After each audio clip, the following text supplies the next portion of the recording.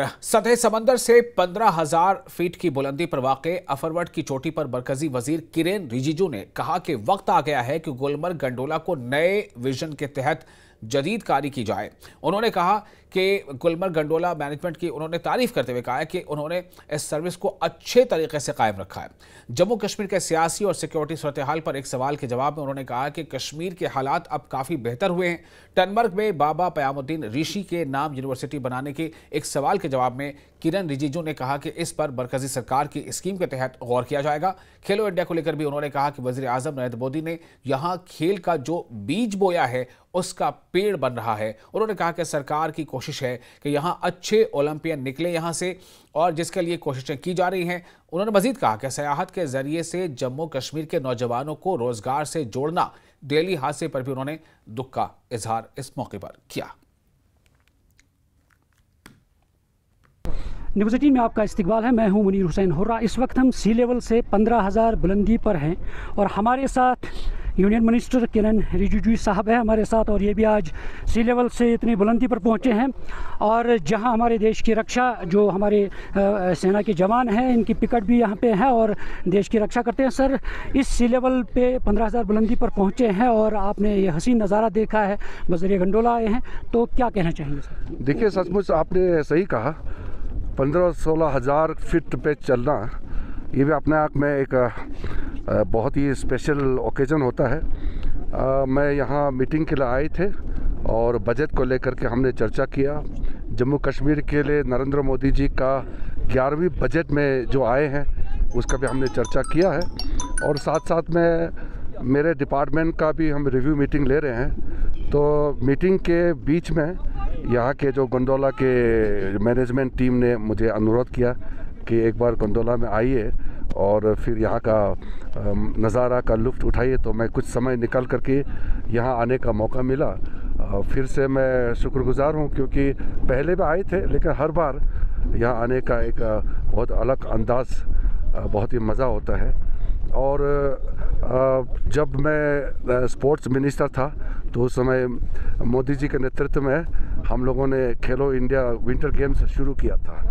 अब ये फिर से इस बार भी शानदार खेलो इंडिया विंटर गेम्स गुलमर्ग में तैयारी चल रहे हैं, और मैंने जो देखा है अच्छा तैयारी चल रहा है। और 2 दिन बाद यहाँ फिर हैवी बर्फ़बारी होगा ऐसा अनुमान है। बहुत शानदार खेल के साथ साथ यहाँ टूरिज़्म इंडस्ट्री भी फले फूले और कश्मीर के युवाओं को रोज़गार मिले, यही हमारा तमन्ना है। और हम दुआ करते हैं कि शांति बरकरार रहे, और जम्मू कश्मीर में मोदी जी के नेतृत्व में जो शांति आए हैं, शांति के साथ साथ जो डेवलपमेंट आए हैं वो बरकरार रहे, मैं यही दुआ करता हूं। और आज यहाँ गुलमर्ग में, और ये इतना ऊंचाई पर हम आप सबको मिल करके बहुत अच्छा लगा। हज़ारों के तादाद में टूरिस्ट यहाँ आए हैं, सबको देख करके भी बहुत अच्छा लग रहा है। नरेंद्र मोदी जी का जो सपना है कि दिल्ली ही नहीं देश के कोने कोने विकसित होना चाहिए, तो कश्मीर के लिए जो मोदी जी ने नींव रखा है आज वो बड़ा पेड़ बन रहा है। और इन्हीं गुलमर्ग के स्लोप से हम विश्व चैम्पियन पैदा करेंगे, ये हमने वादा किया था। और सही में अच्छे विंटर स्पोर्ट्स में हमारा खिलाड़ी आगे निकल रहे हैं, और आने वाले दिनों में हम ओलंपिक्स में भी भारत के जो विंटर स्पोर्ट्स के जो खिलाड़ी हैं वो आगे निकलेंगे, और कश्मीर से भी ज़रूर निकलेंगे, ये पूरा विश्वास है। ये जो गुलमर्ग में जो गंडोला सर्विसेज है, ये हमारे पुराने फ्रेंच कंपनी के तालमेल से जो काम हो रहे हैं, अब समय आ गया है फिर इसका टेक्नोलॉजी को इन्हांस करने का और नेक्स्ट वर्जन पे जाने का। तो मैंने अभी मैनेजमेंट टीम से भी बात किया है, अब बहुत अच्छा से मेंटेनेंस किया है, और ये 24 घंटा इसका मेंटेनेंस का आवश्यकता होता है। तो अभी जो नए मशीनें और जो सिस्टम यहाँ लाएंगे, केबल कार, यहाँ का सारा जो मैनेजमेंट है, ये बहुत हाईली टेक्निकल है और ये हाईली रिस्क चीज़ है। इसको अगर आप मेंटेनेंस ठीक से नहीं करेंगे तो बड़ा हादसा हो सकते हैं। इसलिए गोंडोला राइड दुनिया में बहुत ही ये एक एक्सपर्टाइज वाला चीज़ है, जो जिस फील्ड में जो लोग बहुत एक्सपीरियंस है वही ये चला सकते हैं, और ये गुलमर्ग वाला तो काफ़ी एक्सपीरियंस हो चुके हैं।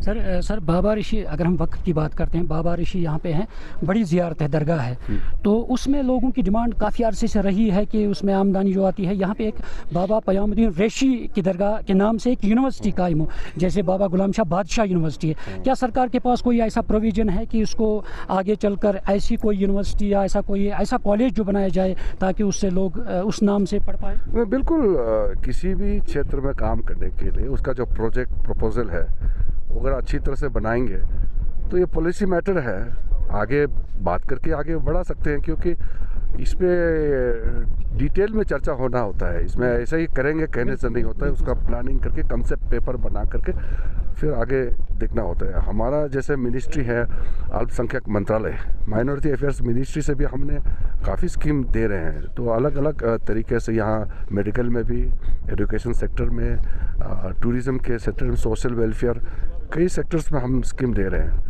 तो जैसे चाहे यहाँ का जम्मू कश्मीर का जो यूटी एडमिनिस्ट्रेशन है वो उसको इस्तेमाल कर सकते हैं। जैसे यहाँ पे एलजी ने जो टेररिज्म के साथ लोग हैं जुड़े हैं उनको टर्मिनेट किया है, जो एम्प्लॉइज़ है, तो उसमें उमर अब्दुल्ला ने रिएक्ट किया है कि उन्हें पहले सुनना चाहिए था, उनका पक्षा भी रखना चाहिए था, सुनना चाहिए था, तब जाके या उनको एक मौका देना चाहिए था। तो उस पर क्या सरकार को? नहीं, डिटेल तो ये जो एलजी साहब मुख्यमंत्री जो भी करते हैं हम लोग उसमें हस्तक्षेप नहीं करते हैं, और कोई भी चीज़ जो है उसका कारण होता है तो उसको मैं अभी टिप्पणी नहीं कर सकता हूँ जब तक मेरे पास डिटेल का कोई इंफॉर्मेशन है। सर यहाँ की पॉलिटिकल सिनेरियो या सिक्योरिटी सिनेरियो पे आप मुतमईन हैं सर?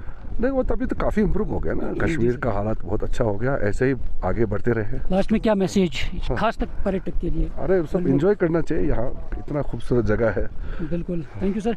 सर ये थे हमारे साथ यूनियन मिनिस्टर किरेन रिजिजू साहब, जिन्होंने साफ तौर पर कहा है कि एक हसीन जगह है, खूबसूरत जगह है और यहाँ पे आना चाहे और साथ ही यहाँ इन हसीन वादियों का लुत्फ लेना चाहिए। न्यूज़ 18 जम्मू कश्मीर के लिए मैं गुलमर्ग से मुनीर हुसैन हुर्रा।